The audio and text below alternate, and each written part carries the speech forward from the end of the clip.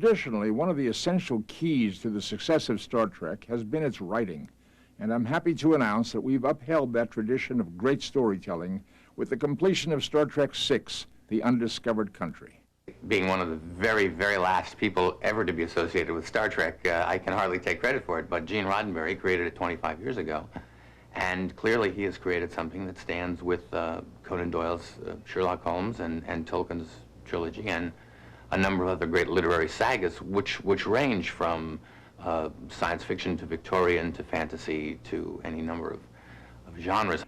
Later in this program, we'll see how Denny, Nicholas Meyer, and myself developed the story of Star Trek VI in a special behind-the-scenes segment on the making of this current motion picture. Here's to another 25 years, guys. Call me. I'll be I'll be at the home.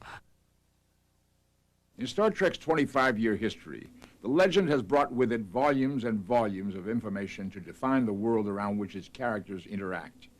There are hundreds of pages written about starship designs, futuristic technology, new and existing galaxies, even an encyclopedia of aliens which the crew have encountered, from Andorians to Vulcans.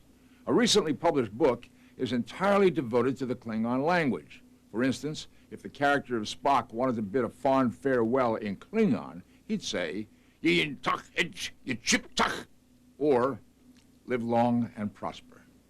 To find out more about this interesting language, let's go to Washington, D.C. to meet a gifted linguist who recently collaborated on the making of Star Trek VI, The Undiscovered Country. As soon as I walked in the door, Nick Meyer came over to me and says, "Oh, good, I'm glad you're here. I need you to make up a line for me in Klingon." I said, "What's that?" He said, "To be or not to be." I said, "You're joking, right?" He said, No, I'm serious." And I said, "Well, all right." And it's interesting because when I made up the language, just to be curmudgeonly, I decided there's not going to be any verb to be in Klingon. And that worked out just fine until that morning when all of a sudden I have to make up to be or not to be. You will not experience Shakespeare until you've read him in the original Klingon.